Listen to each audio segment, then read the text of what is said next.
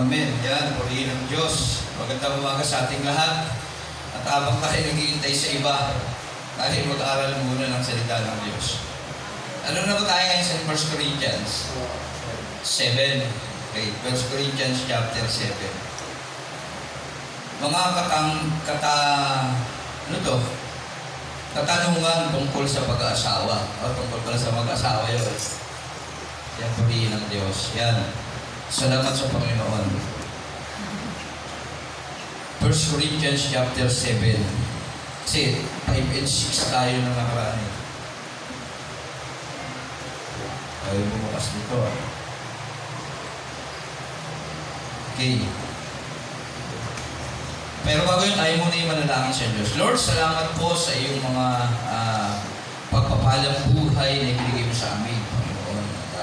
Kami dumadalangin sa iyo, pakalinisin mo kami, Panginoon, bago kami mag-aaral, na may maging kalugod kami sa iyo, maging karapat-dapat, tumanggap ng iyong banal na salita. Ama sa pangalan na Jesus, ang iyong banal na Espiritu, nawa, Panginoon, ang siyang makipisan sa amin upang hindi namin maunawaan, maintindihan ang iyong banal na salita na nais mo ituro sa amin, Panginoon. Salamat, pagnubayan mo kami, pagpalain mo yung mga taong naririto, maging sa lahat ng tao sa palibot ng church na ito, na sa kanilang mga tahanan, lalo na yung kanilang pandinig, ay binibigay nila sa iyong mga salita at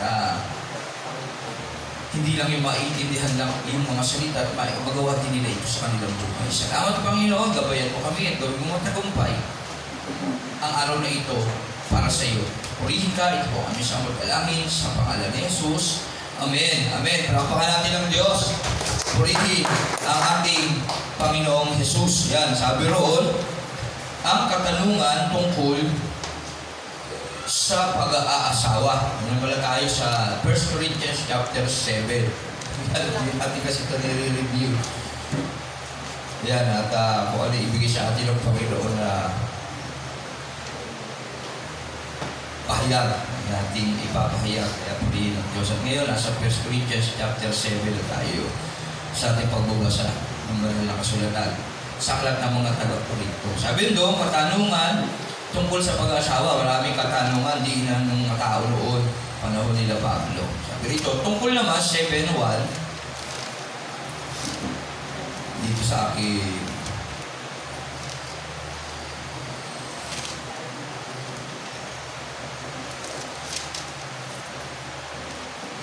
Sabi rito, mga katanungan tungkol sa pag-aasawa. 1 Corinthians 7, chapter 7, verse 1. Tungkol naman sa nilalaman ng inyong sulat, sinasabi ko sa inyo na mabuti sa isang lalaki ang huwag mag-asawa. Ito'y sabi ni Pablo kasi siya ang sumulat nito. Mabuti sa isang lalaki ang hindi mag-asawa. Sabi rito, ang huwag mag-asawa. So, sabihin, huwag mag-asawa, sabi ni Pablo. Ngunit, para maiwasan ang pakikiapid, bawat lalaki o babae ay dapat magkaroon ng sariling asawa. Yan, dapat tuparin ng lalaki ang tungkulin niya sa kanyang asawa. At gayon din naman ang babae. Sabi niya roon sa 7:1, tungkol naman sa nilalaman ng inyong sulat, sinasabi ko sa inyo na mabuti sa isang lalaki ang huwag mag-asawa. Sabi niya roon, sa mga lalaki, mabuti yung huwag mag-asawa. Bakit kaya sa tingin natin? Lalo na sa paglilingkod ng Panginoon. Kasi magiging mas focus siya sa kanyang paglilingkod. Kasi mahirap talaga sa totoo lang may pamilya. Pero hindi yan binabawal ni Pablo. Baka ma-misinterpret kayo, hindi pinagbabawala. Kaya nga sabi niya sa ito, ngunit para maiwasan ang pakikiapid, bawat lalaki o babae ay dapat magkaroon ng sariling asawa. Kasi hindi ka sa tao na talagang makalaman. Lalo na kung hindi natin alam ang salita ng Diyos, talagang hindi tayo walang gagabay sa atin sa ating pag-iisip. Kasi pag nakilala natin ng Diyos, hindi yung Holy Spirit na nagpapaalala sa atin sa mga bagay na dapat natin gawin. Ibig sabihin, nagkakaroon tayo ng banal na pagkatakot sa Diyos. Hindi kaya, halimbawa lang, kung hindi pa tayo mga Christian, kung hindi pa tayo natin tinanggap si Jesus Christ, yung tayo nasa mga sarili-sarili pa nating mga reliyon na kinalipan, hindi natin nalaman ang salita ng Diyos, yung Bible. Kung ano yung naisip natin, alam lang natin yun ang tama. Tama po ba? Walang pumipigil sa atin. Kung ano yung gusto natin, yun lang yung ginagawa natin. Tama ba? Oo, minsan hindi natin nagagalang yung magulang natin. Sinusuwi natin siya. Ano ba, yung mga expression natin, normal lang sa atin. Ako nga, pinanganak akong Christian ng panahon. Lumaki akong Kristiyano. Pero, dumating yung time na tumalikod ako sa pananampalataya ako sa Diyos. At naging normal sa akin ang lahat. Katunayan nga yan, yung mga bisyo ko araw-araw, parang normal na lang. Parang hindi ko na naiisip na masama. Pero nung binasa natin yung Bible, talagang masama yung mga bisyo. Hindi lang yun sa pananalita, sa isip, salita at gawa. Nagkakasala tayo. Noon, hindi tayo aware sa ating mga ginagawa. Okay lang, nagsisinungaling tayo. Okay lang yun, parang wala lang. Hindi ka nakukonsensya. Pero ngayon nakilala mo si Kristo, lahat ng bagay na ginagawa mo sa sarili mo, may nagtatalo na sa loob mo. Alam mo na na mali. Yun yung kaibahan.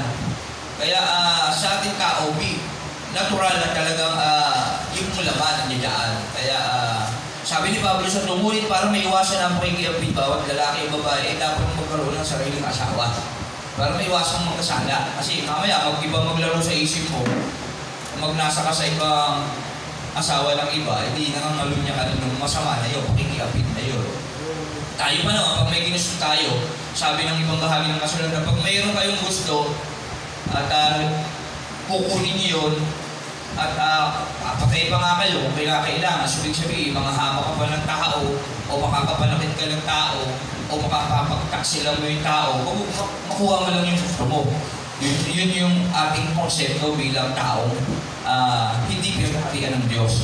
Pero kung tayo pinaghaharian ng Diyos, nakokontrol tayo ng banal na Espiritu. Kaya kung minsan tayo nagdudusa sa loob natin, pero hindi pagdurusa na mahirap.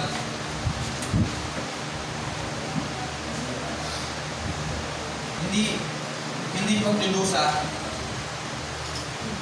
Amen. Amen. Purihin ng Diyos. Hindi pagdurusa na mabigat sa buhay, kundi pagdudusa na pagtutuwid sa atin dahil banal ang nagtuturo at nagpipigil sa atin yung Holy Spirit. Yun. Amen po ba? Ay paano intindihan ba? Kaya purihin ng Diyos, nalobat yung isang battery. Yan. Salamat sa Diyos. Yan. Yan, gano'n. Ngunit para maiwasan, sabi ni Pablo, maganda ang lalaki, huwag mag-asawa. Okay, wala namang problema, pero mas maganda. Kasi magiging tutok sa paglilingkod sa Panginoon. Kasi kaming mga may pamilya ngayon, ang mundo kasi natin nasa panahon na ng mga huling mga araw na nandoon na yung pasamaan daigdig kahit pasahin natin yung 2 Timothy 3. At puro paghihirap na talaga ang madadanasan ng lahat. Gaya yan, ang tindi ng sikat ng araw ngayon, ang tuyot sa ibang mga lugar. Ang tindi ng araw nagtutuyo na yung mga ilog. Nagiging mahirap makapag-produce ng mga pagkain na kung wala kang trabaho sapat na pinansyal, may hirapan ka talaga lalo kung may pamilya ka. Eh kung may anak ka pa, 3, 2, may baby ka pa, mahirap talaga, may pamilya. Sa totoo lang. Yan tama rin naman si Pablo. Kaya sabi niya, maganda yung hindi ka mag-asawa, pero hindi masamang hindi mag-asawa. Bawal naman, ipagbabawal ko yung mag-asawa, kaya nga sa to, hindi naman masama. Kung yung mag-isip ka, kasi ang buhay natin ay patungkol sa paglilingkod sa Panginoon. Ang sinasabi nila, mas makakapaglingkod ka sa Panginoon kung ikaw ay solo sa buhay. Mas totoo ka dun eh. Mas makakapagbigay ka sa Panginoon ng buong puso mo kasi wala kang iniisip na problema.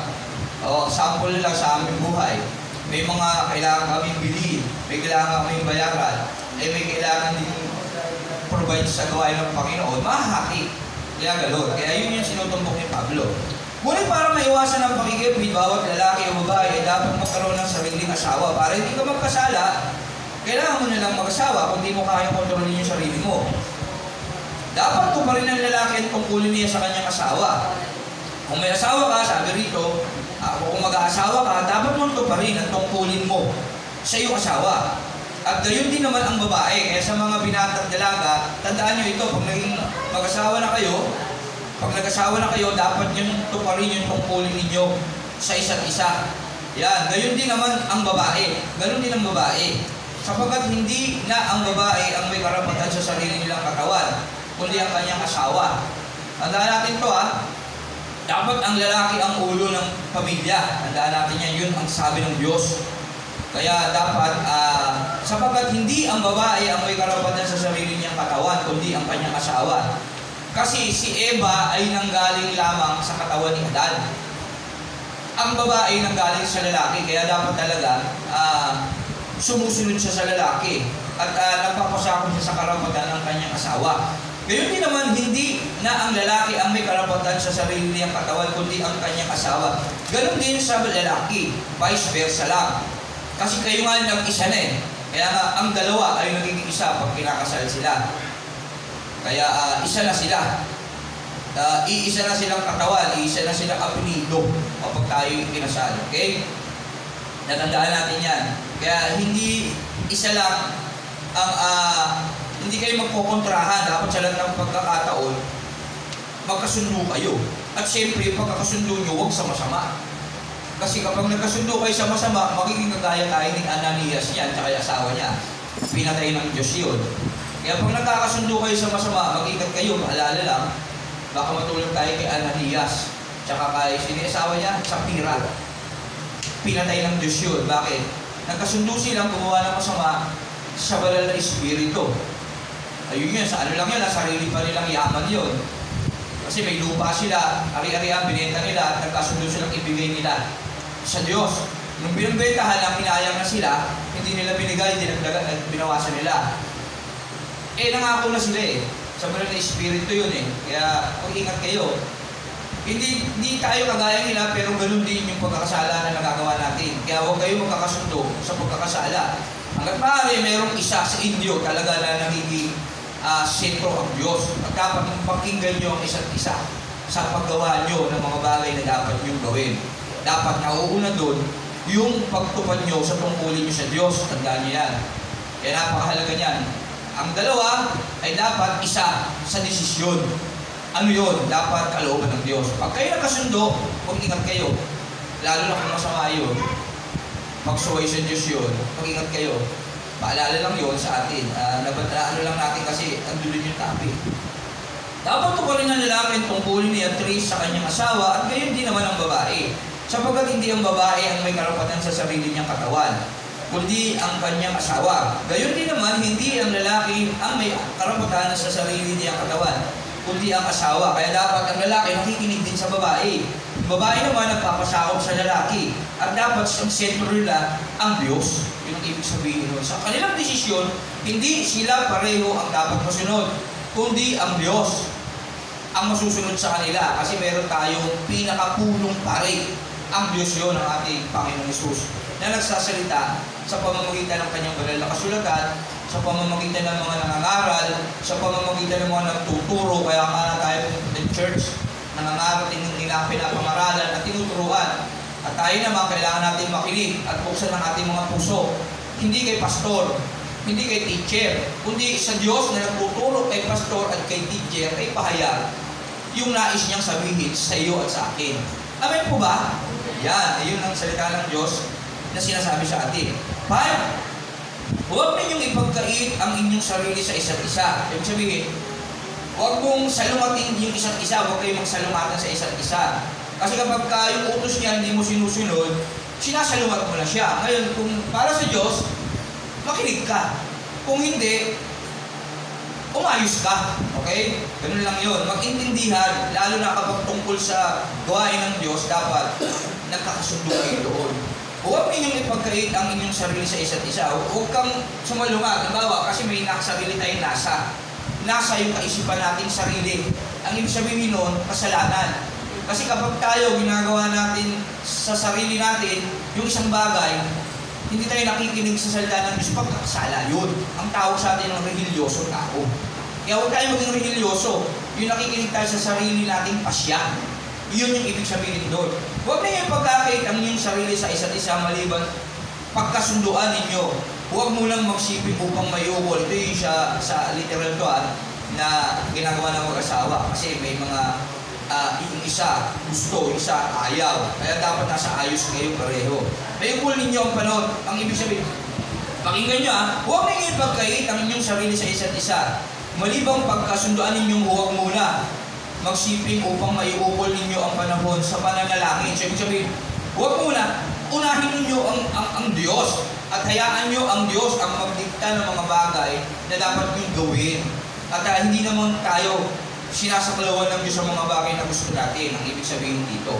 Kundi, ang nais lang ng Diyos ay unahin natin siya upang magabayan tayo ng tama sa lahat ng bagay na dapat natin gawin.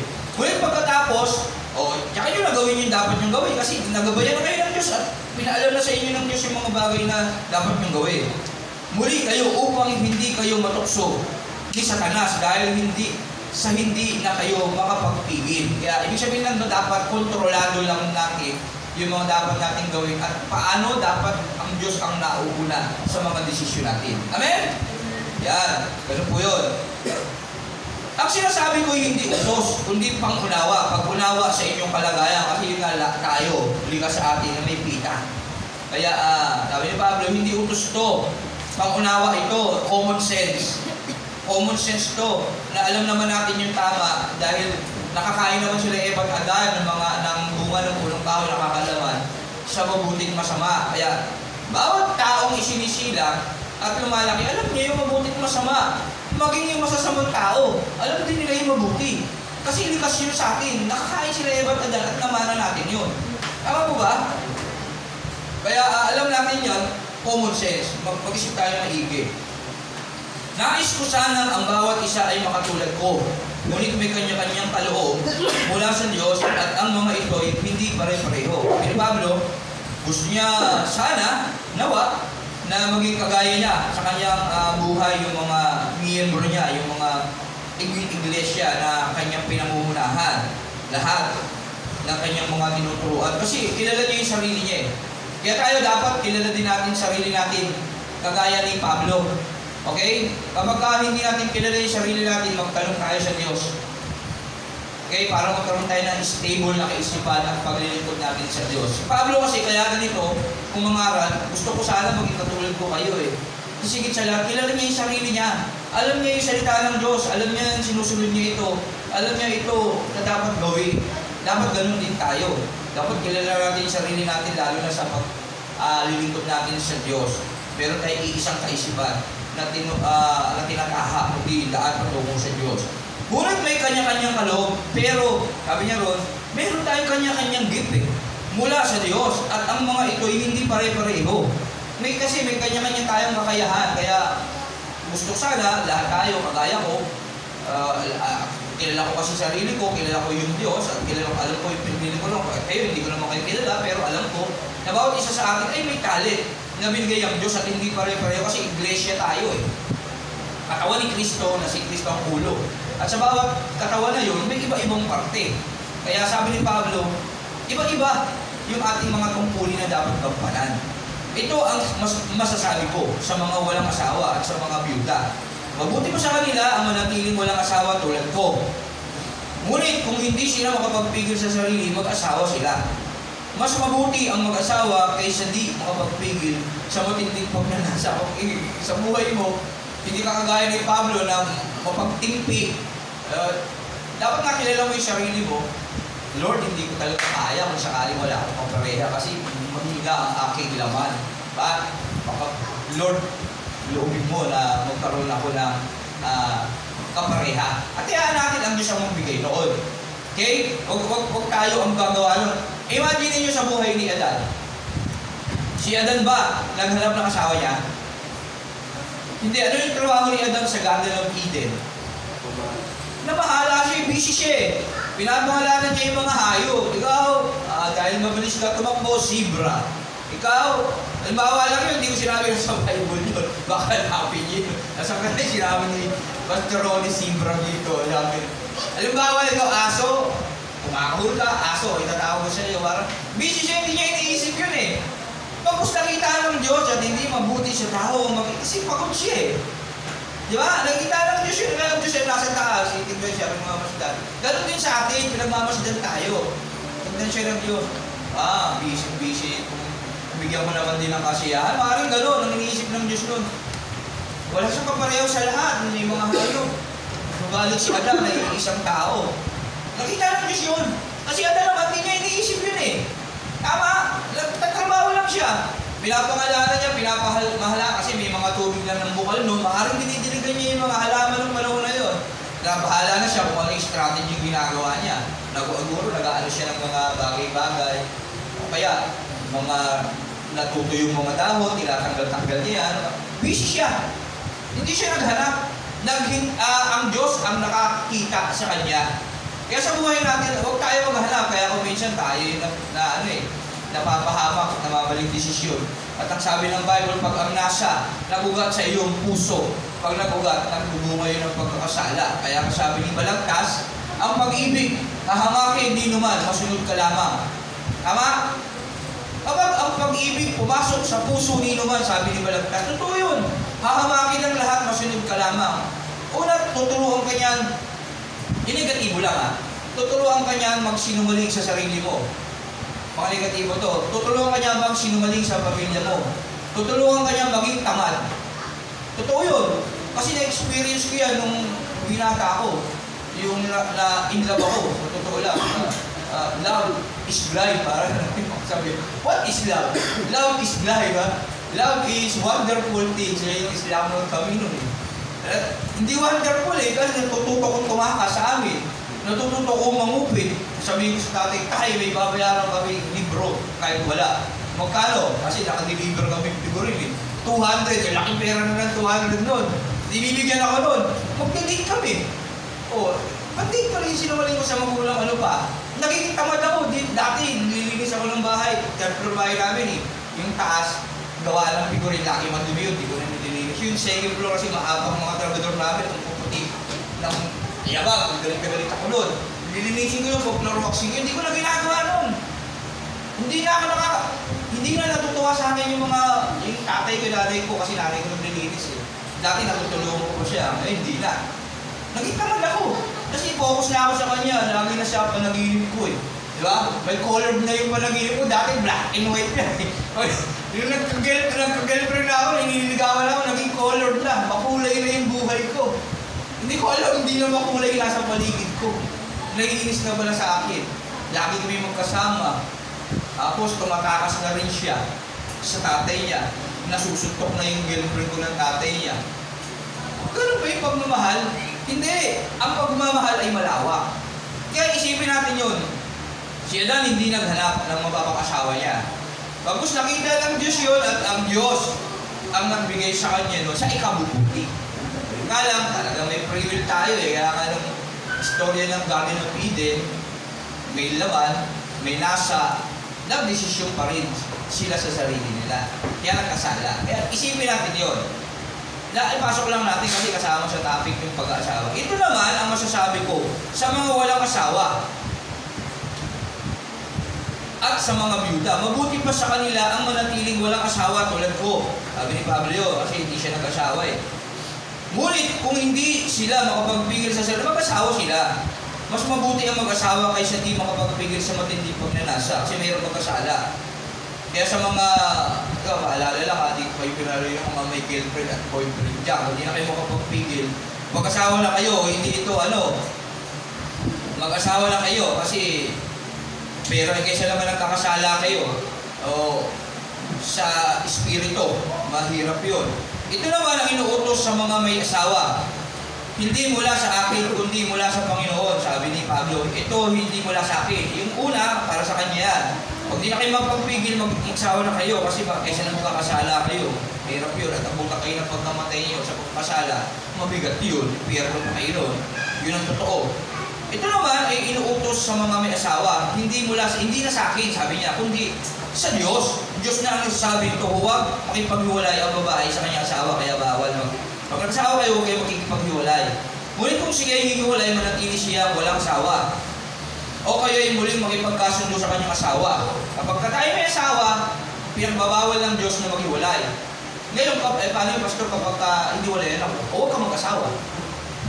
Kung gusto mong asawa, balik kami asawa mo. At huwag rin papalayasin at hiwalay ng lalaki ng kanyang asawa. O huwag mo rin siyang palalayasin, hiwalay. Paano pag niloloko niya talaga ako? Tisin mo yun, ganun talaga. At least ikaw hindi. Kaya iligtas mo yung sarili mo, yun yung pumapasok sa personal na pananampalataya mo sa Diyos. Pero huwag ka titigil na sumampalataya sa Diyos. May awat habag ang Diyos. Tandaan natin yan. At siyempre, wala naman taong likas na masama talaga. Lahat naman taong mabuti. Sa iba naman, ito ang sinasabi ko. Ako ang nagsasabi at hindi ang Panginoon. Sabi niya, payo ko to, hindi ang Diyos ha. Hindi sinabi ito ng Bible, hindi ito sinabi ng Diyos, kundi ako ang nagsabi, sabi niya. Kung isang lalaking mananampalataya ay may asawang di mananampalataya at nais itong patuloy na makisama sa kanya, huwag niya itong hiwalayan. Kung isang babae sumasampalataya ay may asawang di sumasampalataya at nais ng lalaking magpatuloy ng pakisama sa kanya, huwag siyang makipaghiwalay. Bakit? Kaya sabi ni Pablo yun, ano ba utos ng Diyos? Sa totoo lang, siya nakakaalam tungkol sa pag-aasawa. Ano yung utos ng Diyos sa Israelita? Huwag kayong mag-aasawa lang hindi nyo kababayan. Tama? Huwag kayo, sa atin, huwag kayong mag-aasawa ng hindi Christian, ng hindi ka pananampalataya. Kaya mas maganda kung mag-aasawa tayo, utos ng Diyos, yung kapananampalataya. Kasi nung panahon, sa panahon pa ni Solomon, doon naghalit ang Diyos kay Solomon, nag-asawa siya ng hindi niya kababayan. Ang ibig sabihin nun, nag-asawa si Solomon, nang hindi siya Christian, pareho ng panahon. Kasi magkakontra yung paniniwala nila, at hindi sila magkakasundo kasi ang Diyos ay Diyos ng kaayusan. Okay? Ang gusto talaga ng Diyos, yung parehas kayo ng pananampalataya sa Kanya. Pero sabi naman din ni Pablo, ito hindi galing sa Diyos kasi utos kasi ng Diyos talaga. Dapat parehas kayong mananampalataya. Kay Pablo naman, ito naman para sa akin lang. Kasi kung minsan, sa buhay natin, hindi natin alam, kung minsan nagkakamali tayo sa sariling desisyon. May nagugusto tayong hindi mananampalataya. Kaya lang, andun na yun eh. Ano ba magagawa natin? May awat habag naman ng Diyos, 77. Pero sabi ng Bible pa rin, contradiction pa rin, huwag nyo samantalhin yung kalayaan nyo. Sa lahat ng pagkakataon, manalangin tayo. Okay? Pagkakulang ka sa karunungan, manalangin ka, sabi doon. Kaya lang, kung minsan, huli na eh. May mga taong huli na eh. Hindi sila Christian eh. Na nakapag-asawa sila. Di ba? At hindi nila, dahil sa kamusukan nila, nangyari isang bagay na yun. Wala silang choice. Hindi nyo na dapat hiwalayan yun. Kaya mababasa natin dito kung bakit. Sapagkat ang lalaking hindi pa sumasampalataya ay nagiging katanggap-tanggap din sa Diyos sa pamamagitan ng kanyang asawa. Kasi ako at ang iyong, sumampalataya ka, ikaw at ang iyong sambahan maliligtas. Yan, kung hindi ka titigil ng pagsampalataya sa Diyos. Bakit? Habagan ng Diyos yun at gamitin ka sa kanilang masyira ng salita ng Diyos at madala mo sila sa Panginoon. Ay nagiging tanggap din sa Diyos sa pamamagitan ng kanyang asawa. At ang babaeng hindi pa sumasampalataya ay nagiging katanggap-tanggap din sa Diyos sa pamamagitan ng kanyang asawa. Kung hindi gayon, magiging marumi sa paningin ng Diyos ang kanilang mga anak. Ngunit ang totoo, ang mga ito ay katanggap-tanggap din sa Diyos. Okay? Kung nais namang humiwalay ng asawa, hindi mananampalataya sa kanyang asawang sumasampalataya, hayaan niya siyang humiwalay. Sa gayon, mga pagkakataon, ang hinihiwalayan ay malaya sapagkat tinawag kayo ng Diyos upang mamuhay ng mapayapa. Okay lang. Huwag mo siyang pilitin. Total, hindi naman siya mananampalataya. Kaya lang, parang sakit niya, mahal mo yun eh. Pero yun talaga sinasabi ng Diyos, ano siya, yun ang gusto niya. Para ba makapamuhay ka ng mapayapa, kaysa naman nagsasama kayo, hindi kayo magkasundo sa isang pananampalataya, lagi kayo nag-aaway, hindi kayo magkakasundo. Yung mga anak niyo, damay. Tama? Anong malay ninyo, mga babae? Baka kayo ang maging kasangkapan sa kaliligtas ng inyong asawa. At kayong mga lalaki, anong malay ninyo, baka kayo ang maging kasangkapan sa ikaliligtas ng inyong asawa. Malay natin, tayong gamitin sa isa't isa. Sabi doon. Mamuhay ang bawat isa ayon sa ipinagkaloob sa kanya ng Panginoon at magpatuloy sa dati niyang kalagayan kung siya ay tawagin ng Diyos. Ito ang tinuturo ko sa lahat ng iglesia. Kung may isang lalaki, iba na to, no? Sa Bible, at ibang pamagat na yun. No? May dalawang pamagat yan. Ano na yung pamagat doon? Magpatuloy sa dati kalagayan. Magpatuloy siya 17. 17 yun? Opo. Yun, iba na. Yung 16 yun. Yung sa pag-aasawa. mga katanungan tungkol sa pag-aasawa. Okay ba? Okay ba yun? 1 to 16? 16 lang. Oo, verse 16 lang yan sa katanungan tungkol sa pag-aasawa. Okay? Tandaan nyo si Adan, hindi niya naghanap. Ang Diyos ang nagbigay sa kanya. Kasi higit sa lahat, alam ng Diyos ang lahat ng bagay tungkol sa atin. Okay? Kaya nga kung minsan, nagkakamali tayo kasi tayo yung nasusunod. Ayun kasi yung kasalanan, pamumuhay sa sarili. Pamumuhay, sinusunod ang ating kagustuhan. Isip, nais, nating gawin. Kasi dapat, ang Diyos ang sentro doon at yun ang dapat ang susunod. Kaya nga napakahalaga ng salita ng Diyos ng Bible at nakikinig sa mga nangangaral. Kasi, gagamitin ng Diyos yung Bible, gagamitin ng Diyos yung mga tagapangaral para maituro yung mga dapat nating matutunan. Nang sa ganun, pagdating sa huli, tayo yung makikinabang noon. Hindi tayo mamumroblema sa ating buhay. O bagaman talagang nandito tayo sa mundo na punong-puno ng problema. Magkakaroon tayo ng kapahingahan sa ating kalooban. Okay? Sa ating kaisipan, magiging payapa. Bagaman sa literal, talagang mahirap. Kaya nandito na tayo sa tinatawag na mga huling mga araw. Pero malay naman natin, ang pagpapala naman ng Panginoon ay nakalaan sa bawat isa sa atin kung tayo naman ang gamitin para mapagpala ang iba. Salamat sa Panginoon. Kaya yun lang yun. Ang dapat, ang sentro ng mga binata at dalaga, ang sentro ng mag-asawa, ang salita ng Diyos upang makapamuhay tayo ng mapayapa sa mundong hindi mapayapa. Okay? 16. 17 na tayo. Ano yung pabagat doon? Magpatuloy sa dating kalagayan sa buhay. Magpatuloy sa dating kalagayan sa buhay. Magpatuloy sa dating kalagayan sa buhay. 17. Mamuhay ang bawat isa ayon sa ipinagkaloob sa kanya ng Panginoon at magpatuloy sa dati niyang kalagayan noong siya tawagin ng Diyos. Ito ang itinuturo ko sa lahat ng iglesia. Sino rin yung naaalala nung una niyang tinanggap yung Panginoon? Yung feeling niya. Okay na yung date, hindi na natin naaalala. Ako hindi ko na alam yung date. Kasi dahil sa mga ibang iglesia, yung birthday nila yun. Yung date na tinanggap nila yung Panginoon. Pero tinutukoy dito, yung kalagayan, yung unang-unang experience mo kaya kung bakit mo tinanggap yung Diyos. Di ba ang sarap? Para yung mag-girlfriend at mag-boyfriend, parang ang gaan sa pakiramdam. Yun. Yung nananabi ka pumunta sa church, nananabi kang magbasa ng Bible, na talagang miss na miss mo ang salita ng Diyos, gusto mong basa-basahin. Ako na-experience ko ito. Ewan ko sa inyo, ako na-experience nyo itong bagay na ito. May na-experience ba ng gano'n? Yung feel mo, wow, parang tagal na mo matapos yung ginagawa ko, magbabasa na ako ng Bible mamaya. Ako, nagising ako ng alas 2, alas 3. Nandun lang ako sa gate namin. Ang flashlight ko lang yung sa lighter. Kasi madilim eh. Ayoko naman makita nila ako nagbabasa ng mga dumadaan kasi minsan sa madaling araw may nagdadaan, nagbabasa ako, makikita nila. Ayoko naman, baka sabihin nila, napapasikat lang ako, banal-banal lang ako. Ayoko lang gano'n, iisip ko rin nyo. Kaya, doon ako susulong na madilim, binabasa ko lang siya flashlight ng lighter. Kasi nung time na yun, parang kinukumbig ako ng Holy Spirit no, na magbasa ng magbasa. Pero andun pa rin ako sa sa kalagayan ko na laman. Naninigarilyo pa nga ako sa totoo lang, pero habang binabasa ko talaga yung Bible, talagang nire-remain sa akin ng Diyos lahat ng pagkakasala ko. Kaya unti-unti na ako doon, tinutungo na ng Diyos sa daan patungo sa Kanya.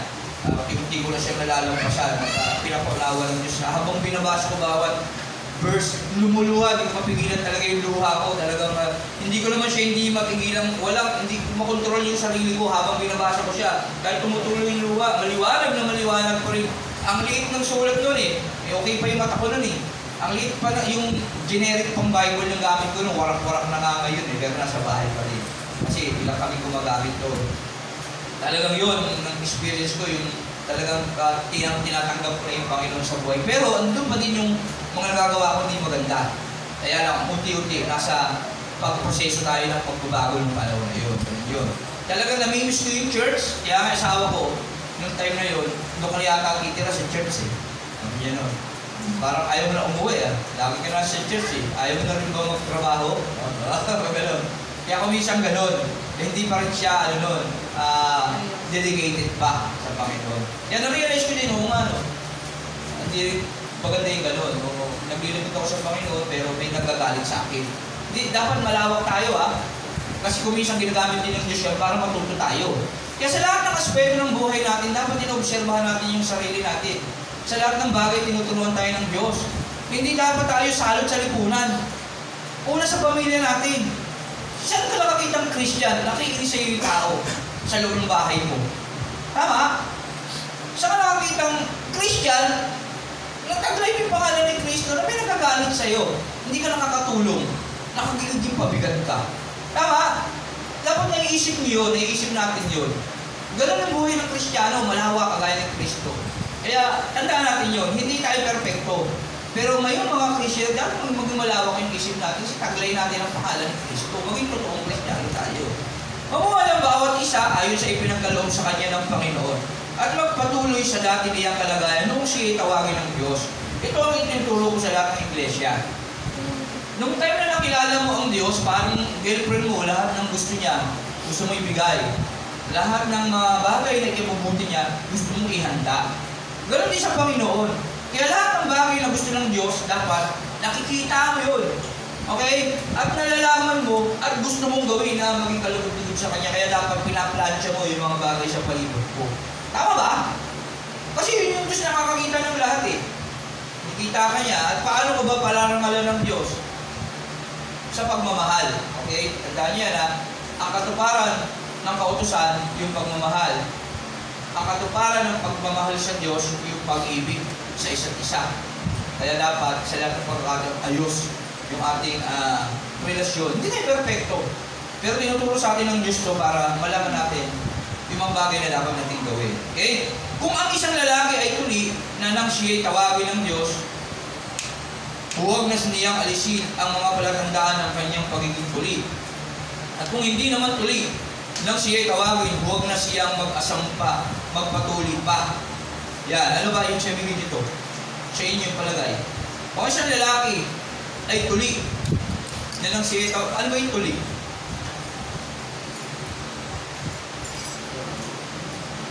Yung mga Hudyo, di ba, mga tuli? Hindi tuli. Yan. Kung ang isang lalaki ay malalim, no? Malalim. Kung ang isang lalaki ay hindi tuli nang siya tawagin ng Diyos, huwag na niyang alisin ang mga palatandaan ng kanyang pagiging tuli. Kasi nung panahon, kagaya nga nila Pedro, nila Pablo noon, may mga turo noon, ngayong mga panahon na yun, pagka nahikayat nila sa pamumuhay Kristiyano, pinipilit nila magpatuli, yun yung kaisipan nila noon. Okay?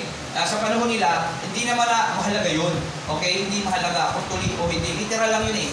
Ang mahalaga, yung spiritual. Okay? Kaya sa literal, wala nang problema yun. Paano yun sa buhay natin ngayon New Testament? Kung takot siya dun eh. Kapapahamak niya sa sarili niya eh. Kaya may nervous siya dun. Ano bang problema yun sa literal? Wala naman yun. Ma-apekto sa ating spiritual. Okay po ba? Yung hindi maapektuhan yung ating kaligtasan doon, literal. Okay? Ang mahalaga is spiritual. Ako hindi naman tuloy lang siya tawagin, huwag na siyang mag-asam na magpatuloy pa. Hindi mahalaga kung ang isang tao ay tuloy o hindi. Yung mga literal na bagay na walang pinalaman sa paglilingkod sa Diyos o sa buhay na walang gan, huwag na natin asamin yan. Ano ba? Ano ba yung mga bagay na yun?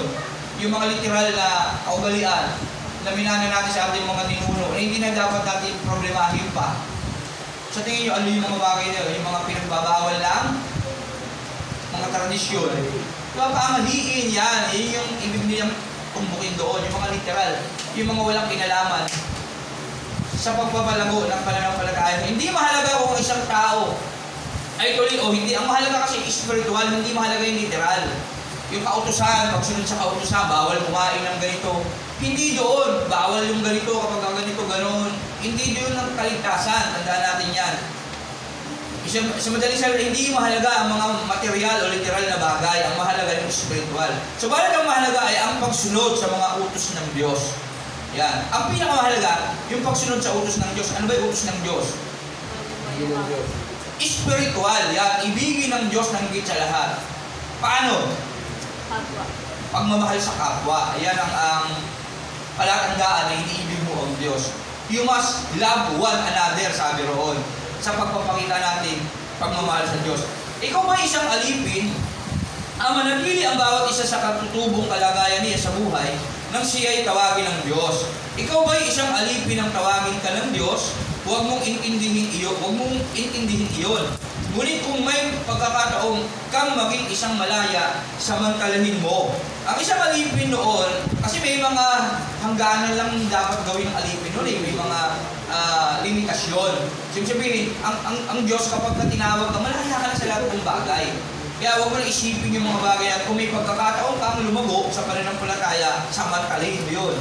Ang isang alipin noon, tawagin ng Panginoon, mahirap ka na tinawag ka ng Panginoon. Magtsaka ka sa kahirapan mo. At kung may pagkakataon kang loobin ng Diyos na ikaw ay pagpalain, samantalahin mo rin pagkakataon mo at gamitin mo yung mga bagay na yun para sa Diyos. Amen? Ang isang alipin noong tawagin ng Panginoon ay malaya na hindi sa Panginoon. Gayon din naman ang tao malaya nang siya tawagin ni Kristo ay naging alipin ni Kristo. Malaking halaga ang ipinagtubos sa inyo ng Diyos. Huwag kayong paalipin sa mga tao kasi ang Diyos ang nagtubos sa atin at ang buhay niya niyo. Kaya ang Diyos ang dapat natin unang sinusunod. Mga kapatid, anuman ang kalagayan ninyo sa buhay ng kayo tawagin, manatili kayo sa gayong pakikiisa sa Diyos. Tungkol naman sa mga taong walang asawa, wala akong maibibigay na utos mula sa Panginoon. Ngunit, magbibigay ako ng aking opinion bilang isang taong mapagkakatiwalaan sapagkat kinahubagan ako ng Panginoon. Dahil sa matinding kahirapan, sa kasalukuyan inaakala kong mabuti pa sa isang tao ang manatili sa kanyang kalagayan. Ikaw ba isang lalaking may asawa na? Huwag ka makipaghiwalay.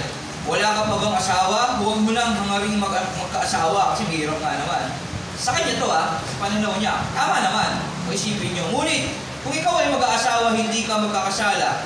Kung gusto mag-asawa, wala namang problema. Wala namang sinabing bawal mag-asawa. Kaya nga may mga ibang relihiyon, bawal mag-asawa, yun masama.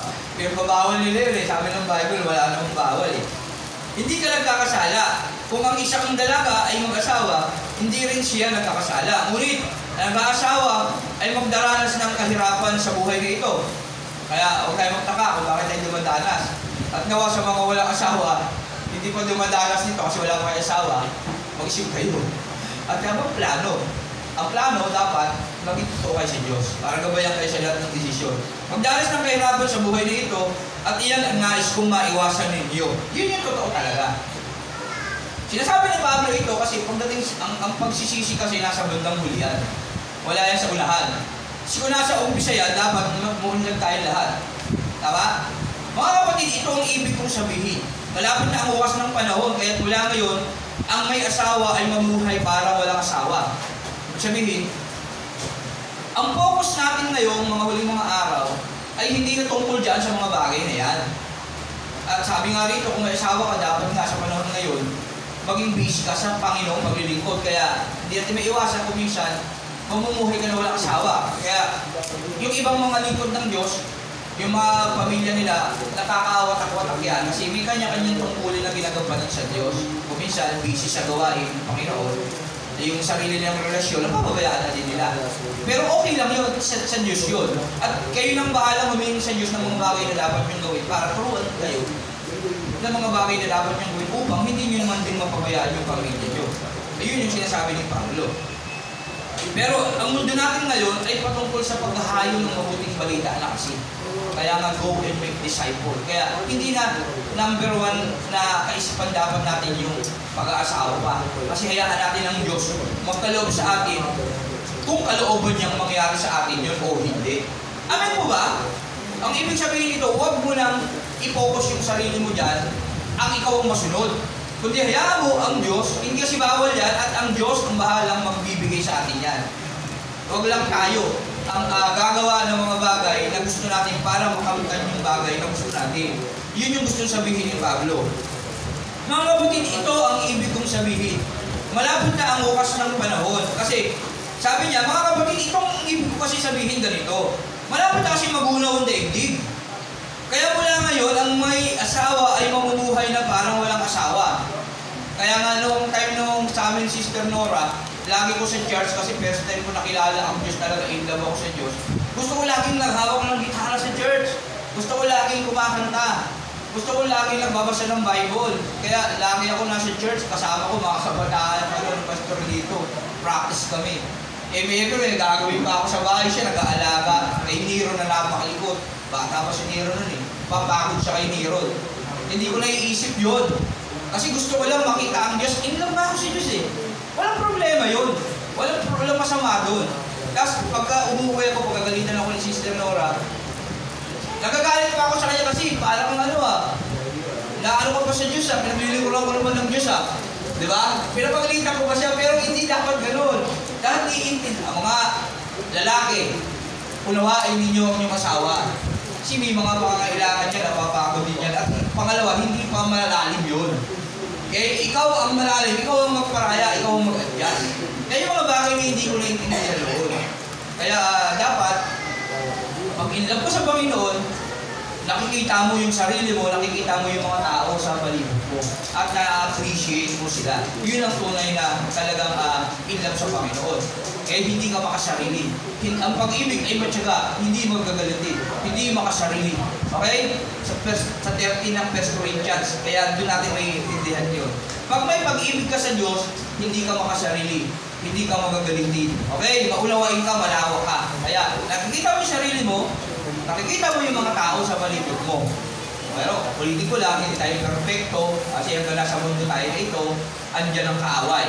At sabi ng Bible, kung kulang yung karunungan, tumawag ka sa Diyos at say, daragdag niya yun. At ang mahalaga, malawa ka. At alam mo mga dapat mong gawin. Mga kapatid, ito ang ibig kong sabihin, malapit na ang wakas ng panahon. Malapit na kasi magunaw itong daigdig. Kaya mula ngayon, ang may asawa ay mamumuhay na parang walang asawa. Kaya yung ibang mga likod ng Diyos, tingnan nyo. Lalo na yung matatagal ng mga pastor, kung minsan ang layo nila sa pamilya nila kasi masyado nilang focus talaga sa ano. Totoo naman. Pero siyempre dapat, hingi ng gabay sa Panginoon sa mga bagay na dapat gawin. Pero malay naman natin kung yan ang kalooban ng Diyos sa buhay nila, iba naman sa atin. Kaya, hanggat maaari, hindi nila lapastahan ng pangalan ng Kristo, kasama natin sila. Hindi natin sila dapat i-condemn. Okay? Yun lang tayo. Ang mga nananangis na parang di nananangis, ang mga nagagalak na parang di nagagalak, ang namimili na parang walang ari-arian. Ano? Ang mga nananangis na parang di nananangis, yung mga nahihirapan, umaasta dapat na parang walang problema. Yan. Halimbawa, sample ako. Ang dami kong problema, sa totoo lang. Iniisip ko na lang na wala akong problema. Okay? Ang dami kong problema, lalo na sa pinansyal. At sa aking totoong buhay, talagang ang isip ko sa laman at puso ko sa laman talagang nagtatalo yan, diludurog yung aking laman, yung aking kaisipang makalaban. Pero sa espiritu ko naman, iniisip ko sa buhay ko, wala na ang problema, hinihiling ko lang sa Diyos yan eh. Hinihintay ko na lang yung katugunan niya eh. Kagaya ni Daniel. Matagal lang nadinig yung panalangin mo. Kaya lang, hinadlangan ako ng hari ng Persia, yung angel niya. Nasa yung papawid pa, dinidigma ng hari ng Persia, kaharian ng Persia. Noong panahon ni Daniel, yung panalangin niya. Ayan, buti na lang, reinforcement si Miguel Arcangel, tinulungan siya at nadala yung panalangin niya. Kaya tayo rin naman ganun. Kaya huwag tayo mag-alala, dininig na tayo ng Diyos sa lahat ng ating panalangin. Yung nga lang, may proseso pa ang ginagawa nila. At sa ating pananampalataya sa Diyos, mangyayari yan. Kaya sabi rito, mga kapatid, alasin na tayo. Ang mga nananangis na parang di nananangis. Ang nagagalak na parang di nagagalak. Ang tuwan-tuwa na parang di na... Ibig sabihin, kapag ikaw ay masaya sa buhay mo, damayan mo po yung mga taong hindi masaya. Nakikita mo dapat yung kalagayan nila sa buhay. Tayo kasi yung mga Christian na maunawain, malawak. At kung ano ang meron sa atin, dapat ibinabahagi natin yun sa iba. Ang pagmamahal sa Diyos, tandaan natin na pagmamahal ito sa isa't isa. Kaya dapat intindihan natin yung damdamin ng bawat isa sa atin at dinagabayan natin sila na uunawaan sa lahat ng pagkakataon. Ulitin mo lang, hindi tayo perfecto pero kailangan natin gawin yun upang maipakita natin sa Diyos na iniibig natin siya. Amen? Amen po ba? Amen Yan. Ang mga nananangis na parang di nananangis. Yung mga nahihirapan, dapat umaasta kayong hindi nahihirapan. Kasi kung negatibo, ang nararamdaman nyo sa buhay nyo, kung negatibo din yung pinakikita nyo, lalo na sa komunikasyon na ito, lahat na tayo magiging negatibo. Wala tayong pananampalataya sa Diyos. Tama po ba? Halimbawa, ito yung iniinan natin sa sasakyan, iipon natin pambili sa sasakyan. Kailangan natin mag-ambag ng ganito, ganon. Ngayon, para lumakas yung loob nyo, anong gagawin ng tagapanguna sa inyo? Magiging modelo siya sa inyo para lumakas yung loob nyo. Tama? At sa lahat ng pagkakataon, sa lahat ng kanyang makakaya, gagawin niya yun. Stephen. Para may pakita sa inyo totoo ang sinasabi niya at totoo ang pagpapala ng Panginoon sa kanya. At totoo ang gantimpala ng Diyos sa bawat isa sa atin. Amen po ba? Wala na nakikinig. Okay. Focus lang tayo sa ating pinag-aaralan para matapos na tayo. Amen? Tandaan natin yun ha, napakahalaga nitong 1 Corinthians 7:30. Ang mga nananangis, sa panahon natin ngayon, sabi ni Pablo, reading ko lang, sa 29, kasi dito, hindi pinagbabawal ang mag-asawa. Sa bawat lalaking babae, binata o lalaki. Hindi pinagbabawal, walang nagbabawal. Kaya lang, sabi ni Pablo, ang pili ni Pablo sa lahat, mga kapatid, ito ang ibig kong sabihin. Malapit na ang wakas ng panahon. Kaya huwag kayong magmadali. Mag-isip kayo, humingi kayo sa Diyos kasi si Adan hindi naman naganap ng asawa. Tama? Nagbigay ang Diyos sa kanya ng kanyang asawa. Kaya ganun din tayo. Malapit na ang wakas ng lahat ng panahon. Nasa mga huling araw na tayo, huwag tayong pumukus doon na ang magbe-benefits ang kaligayahan lang natin. Na pagsisisiyan natin sa bandang huli kasi sinabi na rito sa 1 Corinthians 7, yung maaaring mangyari. Sinabi na ni Pablo, kaya mag-isip na kayo ngayon. Pero hindi tayo pinagbabawal ng mag-asawa. Walang salita ng Diyos na nagbabawal ang mag-asawa. Wala. Ang bigay kayo ng verse kung meron. Okay? At kung meron man, baka nagkakamali lang kayo ng pagkakaintindi. Okay? Mga kapatid, ito ang ibig kong sabihin. Malapit na ang wakas ng panahon. Kaya mula ngayon, ang may asawa ay mamumuhay na parang walang asawa. Ito na ang focus ngayon. Sa huling mga araw, dapat busy na tayo sa ating mga trabaho spiritual. Yun ang ibig sabihin ni Pablo. Tama mo ba? Yung mga pangangailangan natin sa laman, personal, huwag na natin problemahin muna yun. Hayaan na natin ang Diyos ang magbigay nun. Ayun ang ibig sabihin. Kasi hindi naman masama yun. Pero dapat, una, focus tayo sa tungkulin natin sa Diyos. Yun tayo. At hayaan na, kaya nga, seek ye first the kingdom of God and His righteousness, and all these things shall be added unto you. Unahin natin muna ang Diyos na mapagharian tayo. At mamuhay ng may kabanalan. Ibig sabihin ng mamuhay ng may kabanalan, mamuhay ng may pananampalataya. Kasi righteous, live by faith. Kaya lang yung faith na yun, with action. Tama? Kasi faith without action is dead. Tama? Kaya, tayo dapat ngayon namumuhay muna na paghaharian ng Diyos at namumuhay ng may kabanalan. Paano? May pananampalataya na may kalaking nagawa. And His righteousness. Pagka namumuhay kasi may pananampalataya, may kalaking nagawa, sumusunod ka sa utos ng Diyos. Okay? May pag-ibig ka sa Diyos. And yung dulo nun, and all these things shall be added unto you. Kagaya ni Adan, hindi siya naghanap ng kanyang asawa. Ang Diyos ang nakakita na kailangan niya ng makakatuwang sa buhay niya.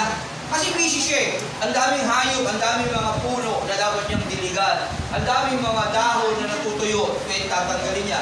Kulang ang isang katawan para gawin ng bagay na yun. Kulang pamahalaan ang dating ng isang tao. Kaya gumawa ang Diyos dahil nakita niya yung kakulangan ni Adan ng kanyang kapareha. Sabi ni Adan, laman ng aking laman, buto ng aking buto. Yan, babae, ang itatawag ko sa iyo sapagkat sa lalaki ka ng galing, sa lalaki siya ng galing. Okay? Ganun po yun. Kaya tayo, gusto lang sabihin ni Pablo, hindi focus natin yung mag-asawa tayo na mabuhay sa mundo. Lalo na sa panahon ng mga huling mga araw. Pero hindi bawal ang mag-asawa kasi walang utos na nagpabawal yun. Kundi dapat unahin lang muna natin na paglingkuran o pagharian tayo ng Diyos at ang lahat ng bagay na yan ay idaragdag sa atin ng Diyos. Okay po ba? Amen. Yan, ano pa? Nasaan na tayo? 7, no, wala ko. 30? Haba dito, no? Ang mga nananangis na parang di nananangis, ang mga nagagalak na di nagagalak, ang namimili. Ang mga nagagalak, ang mga masaya sa buhay, yung kasi masaya sa buhay, komportable, na parang hindi komportable. Ibig sabihin, kung marangya ka na sa buhay, wala ka ng problema, Oh, bakit hindi mo i-share your blessing sa others? Tama! Wala nang problema, panatag na. Kagaya ng binatang mayaman, ano pang gagawin ko? Magdabag-daba ako magiinom? Eh, hindi mo hawak yung buhay mo. Payag ka ba? Wala kang kabuluhan na buhay ka sa mundo? Sino rito yung kontento na sa buhay niya? Wala siyang kabuluhan nung nabuhay siya sa mundo. Akala ko, 43 years na ako nabubuhay sa mundo. At binigyan ako ng mga gusto ko, magkaroon ng pamilya. Kasi gusto ko lang talaga magkaanak. Eh, binonus pa ng Panginoon. Hindi, ayoko magkaanak ka lang, bigyan kita asawa. Para maging ayos yung buhay mo. Kasi may anak ka lang. Wala kang asawa, di ba? Bakit naman yun? Ganon, kawawa na may anak mo, walang ina. O, di ba? Ganon. Kaya, focus lang tayo sa ating trabaho. Sa mundong ito sa Diyos. Ang mga nanangis na parang di nananangis, ang mga nagagalak na parang di nagagalak. Yung pag okay ka na sa buhay mo, i-share natin yun sa iba. Kasi yun yung kabuluhan ng pagmamahal natin sa Diyos. Okay? Kaya hindi tayo tuturuan ng Diyos maging makasarili. Kagaya ng taga-Macedonia, na kahit na sila nahihirapan sa buhay nila, talagang nagbigay sila sa Panginoon. Kaya sa atin, yung simpleng pag-iipon natin, hello paalala ko na rin. Para hindi mamaya, paalala ko na rin ulit sa maliit na bagay lang yun para sa Panginoon. Igawin na natin yun. Okay? Ang namimili na parang walang ari-arian.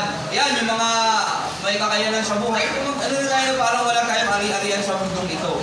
Na ituring natin ang lahat ay sa Diyos. Hindi naman kasi atin ang lahat ng meron tayo. Ito ay pag-aari ng Diyos at dapat ginagamit natin para sa Diyos. Amen? Amen po ba? At ang may mga tinatamasa sa sanlibutan ito na parang walang tinatamasa. Yung mga may na-achieve sa buhay ito na parang wala. Kasi wala namang kahulugan yung buhay mo. Kung ikaw man ay pinakamatalino sa daigdig na ito, pinakaginagalang sa lahat, kung mapupunta ka naman sa impyerno, sige, ang galing mo, ang ganda ng trabaho mo, ang ganda ng pinag-aralan mo, tapos mo yung gusto mong tapusin sa mundong ito. Sabi nga ng Bible, ano magagawa ng kayamanan mo kung mapupunta ka naman sa impyerno? Anong halaga nun? May pagmamalaki mo ba kay Satanas yung diploma mo? May pagmamalaki mo ba kay Satanas yung mag-aarang bahay mo? Yung resort mo? Tama? Yung mga sasakyan mo na mamahalin?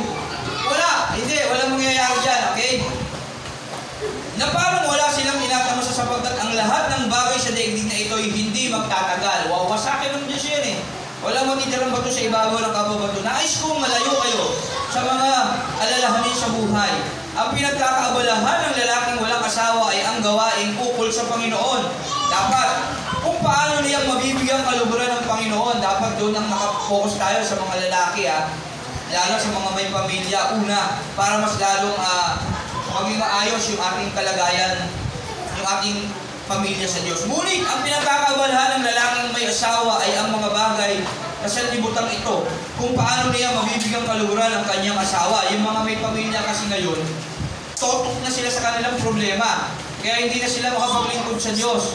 Ay, ang laki na ng utang ko. Nakakahiya kay ganito. Baka masira yung apelido namin. Baka yung anak ko pagtawanan sa labas, tuksuin sa labas. Baka magutom yung pamilya ko. Baka pag may sakit, hindi ma-ospital. Okay? Baka kaya ipagtabulan ka ng Diyos, ano mas maganda sa iyo? Yung kalikuran ka ng mundo o kalikuran ka ng Diyos?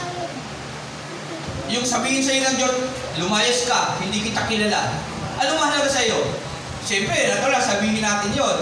Sa gawa mo, sa action, anong ginagawa natin? Di ba hindi yun ang ginagawa natin? Ganun yun. Yan, binibigyan lang tayo ng linaw ni Pablo na hanggang buhay tayo ngayon mag-isip tayo ng tama. Okay? Piliin natin yung spiritual. Okay? Sabi nito, ngunit ang pinagkakaabalahan ng lalaking may asawa ay ang mga bagay sa sanlibutan kung paano niya mabibigyan kaluguran ang kanyang asawa. Doon kasi nakapokus yung pamilya ngayon, lalo na kung hindi totoong nakapaglingkod sa Panginoon. Sa mga bagay na makakapagbigay ligaya sa kanyang pamilya o sa kanyang asawa. Dahil dito'y hati ang kanyang malasakit. Gayon din naman ang pinagkakaabalahan ng isang babaeng walang asawa o ng isang dalaga, ang mga bagay na ukol sa Panginoon. Yung mga walang pamilya, kung siya mga Kristiyano, 100% nakapaglingkod talaga sa Panginoon kung talagang in love siya at talagang mahal niya ang Diyos. Pero may mga pamilya na kahit namilingkod sa Panginoon, hati yung kanilang kalagayan sa buhay. Kasi may mga pangangailangan. Sapagkat nais niyang may talagang lubusan ang sarili para sa paglilingkod sa Panginoon. Subalit, ang iniintindi ng babaeng may asawa ay ang mga bagay sa sanlibutan ito kung paano niya mabibigay kalagayan ang kanyang asawa. Pansinin nyo, sa mag-asawang lingkod ng Diyos, pag sinabi ng babae ito, yung lalaki sumusunod yan. Ganon din naman sa lalaki.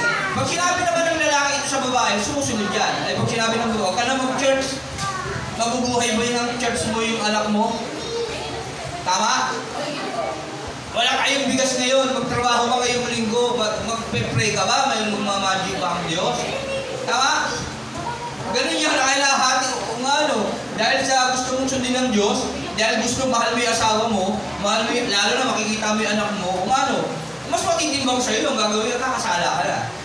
Okay? Iyon ang ibig sabihin ni Pablo. Kaya dapat, ngayon pa lang na alam ba, sa mga binata at dalaga ngayon, mag-isip kayo ngayon ng mga bagay na mabubuti dapat ang Diyos ang nauna. Sa mga may pamilya naman na wala na, ayun na nandito na tayo mag-isip ka din kung paano tayo masugit na kaluluguran ng Diyos. Kasi, ang totoo, pinagpala na tayo ng Diyos nang tanggapin natin ang Diyos. Kailangan lang natin ipakita sa Diyos na talagang mahal natin siya. Okay? At maghintay lang tayo. Matuto tayo maghintay. Kaya nga yung kasalanan, pamumuhay sa sarili, naiinip tayo natataran na tayo nababagabag tayo naiinip. Kaya nakakagawa tayo ng kilos, literal sa ating buhay, gamit yung sarili natin. Mas sinusunod natin yung sarili natin isip. Nakakalungkot kasi yung hindi ako pumunta doon. May tungkulin ka dito sa Iglesia ng Diyos. Di bali lang hamakin ang lahat, pag-ibig. Pag pumasok sa puso ni naman, hahamakin ang lahat. Masunod ka lamang. Tama? Yung sinasabi ni Balagtas, yung susundin mo. Kesa yung sinasabi ng banal na kasulatan na dapat ka magtiis. Okay? Kasi nakikita naman ng Diyos yung pagtitiis mo. At iibsan naman niya yung kapag nakita sa'yo. Na talagang harapat dapat kang ibsan ng pagtitiis mo. Amen? Yan. Sinasabi ko ito upang magtulungan kayo. Hindi kayo hinihigpitan. Hindi kayo hinihigpitan, sabi ni Pablo. Wala nagbabawal sa inyo, pinapaalalahanan lang, tinuturuan. Kasi may consequences sa totoo lang. Ayun ang dapat ninyong malaman, nating malaman. May consequences. Mga bagay na mali natin ginagawa, may consequences yan at tayo ang magdudusa pagdating ng araw na yun. Ang nais ko yung maakay kayo sa maayos. Kaya ang sabi pa, kapag mali kasi ginawa nyo, hindi kayo mapapaayos. At dahil ang nais ko yung maakay kayo sa maayos na pamumuhay at nang lubusan kayong makapaglingkod sa Panginoon kasi yun yung nararapat. Kung inaakala ng isang lalaki na nagkakaroon siya ng masidhing pagnanasa sa kanyang katipan, sa kanyang girlfriend, sa kanyang boyfriend, ito katipan, katipan, kasintahan.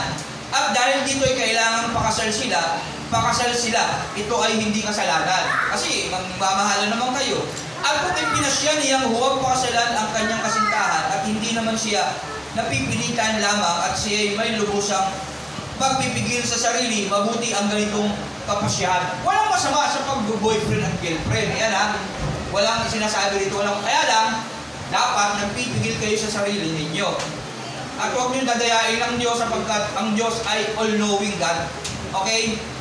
Kaya ingat lang, hindi sinasabi ni Pablo, hindi buhay si Pablo ngayon na nakikikatabi nyo pag natutulog kayo, katabi nyo pagka nalagdedit kayo. Si Pablo nasa langit na, at ang nagsasalita dito ang Diyos, at si Pastor hindi rin ninyo katabi sa lahat ng pagkakataon, kaya hindi ako nagsasalita nito. Ang Diyos na nakakasaliksik ng ating mga puso at kalagayan sa buhay. Amen? Tama po ba? Yan. Kayo nga, mabuti, sabi, ang magpasyang pakasalan ang kanyang kasintahan. Kasintahan na. Ang sinabi rito, girlfriend, boyfriend.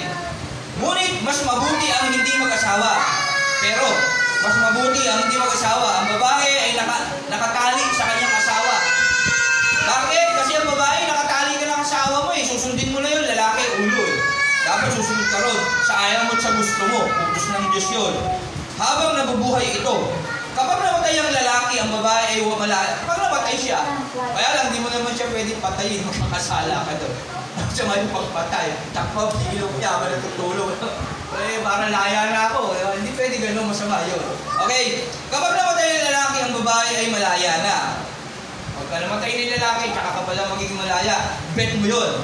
O, halimbawa, nakapangasawa ka ng hindi Christian, binubugbog ka. O, ay masamang hiwalayan yun. Titiisin mo yun. Hindi mo pwede patayin yun.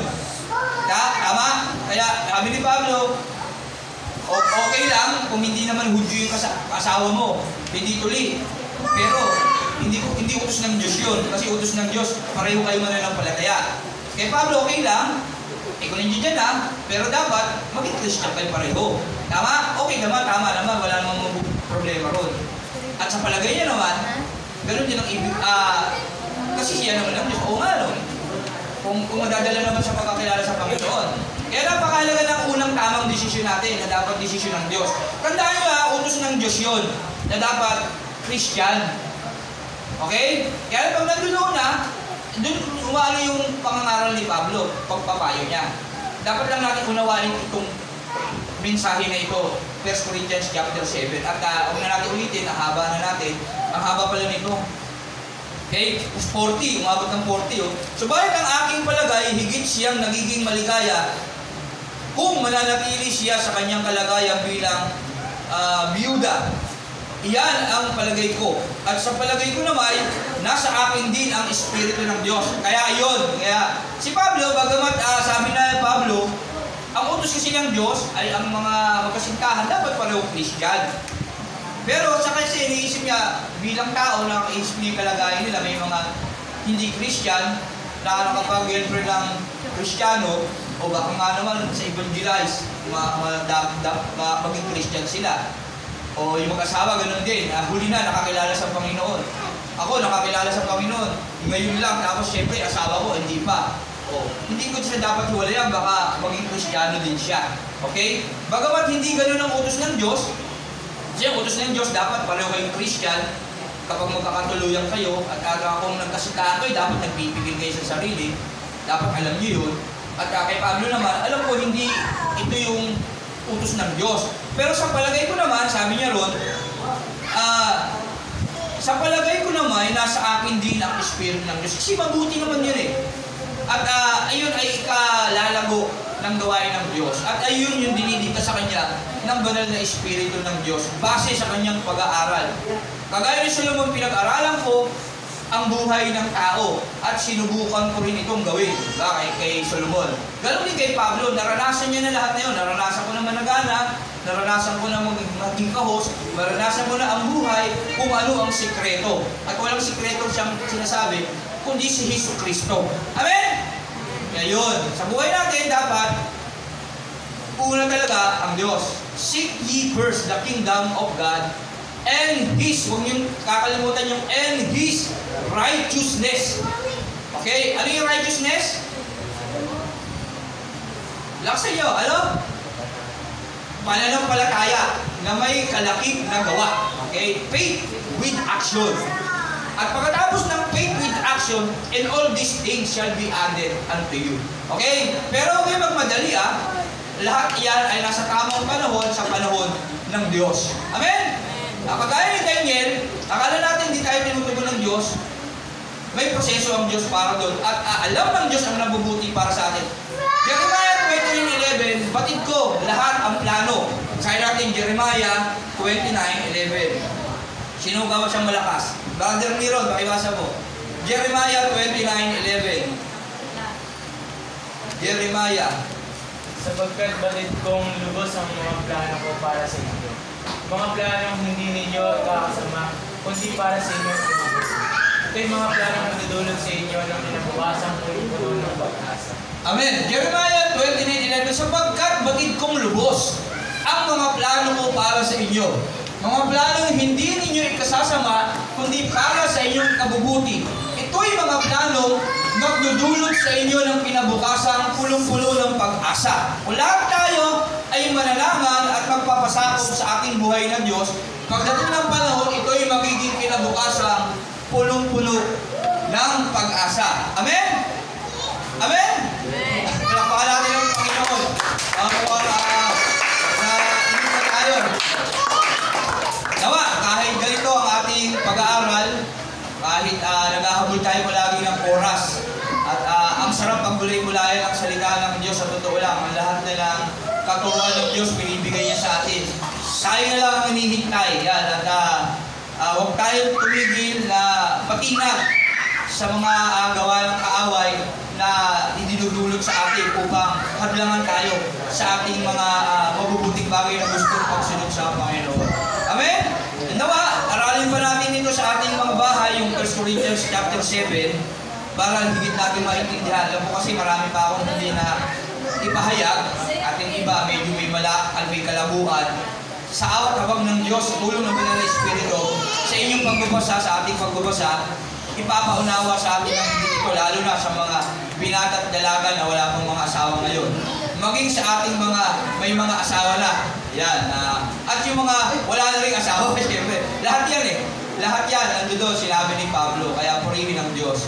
Kaya sa buhay natin, sa Diyos ang lahat ng pasasalamat at pagsamba sa kanyang dakilang pangalan. Palakpakan natin ang Diyos. Okay. Hindi ko na kayo tanongin kung